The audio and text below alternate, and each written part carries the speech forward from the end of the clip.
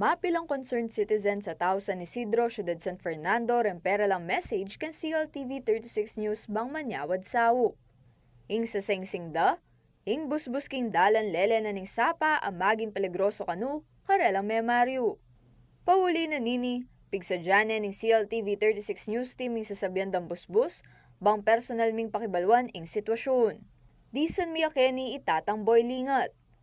Kwento na kaya kami, abala yung tutu ing busbus king dalan. Last week mo, kapna mating sakong malting yan, may nakbag yung mumuna akong parogang. Ikuha ko kung may kayatras. Pero actually, ayon sa ken ko, dinurot ko pa, kaya tayo yung bali ko. Kasi delikado yapin.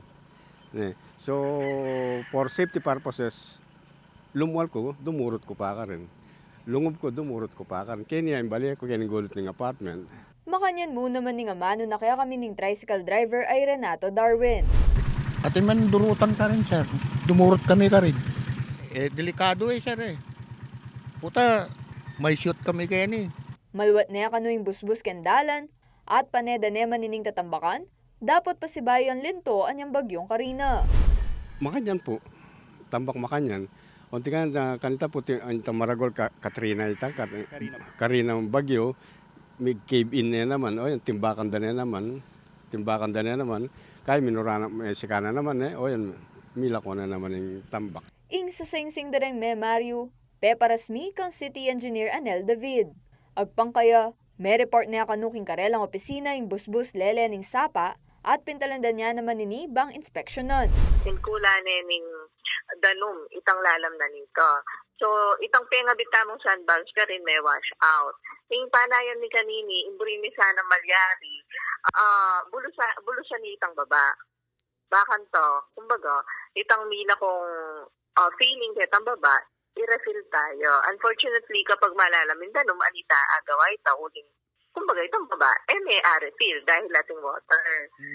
Panayan damo kanong kumating danum, bang makagawa lang short-term solution. Makipag-coordinate mo naman kanuing local government unit kan Department of Public Works and Highways bang medina niyang long-term solution ing may sabing problema. Ing akakit na kaya maging long-term, i-refer niya din king DPWH dahil ating niyang project ngayon sheet piling yun. Kapag kasi sheet piling, atin na itang pinaka-the best solution.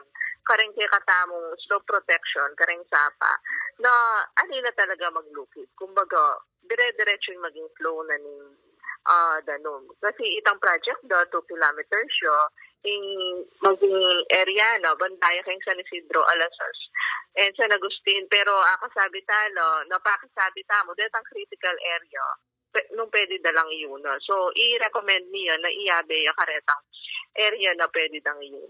Panaligan da naman deng Mario San Isidro, kaya kami nga kasabi, ing mabilis sa aksyon na ning gobyerno. Sana, nung ako mo, kini semento ado kini main road ne crop day ni potang kay semento am danin dal hanggang kitang dulo sementado yan man po sana bantay ini namon pundalan na sementado kini buong subdivision.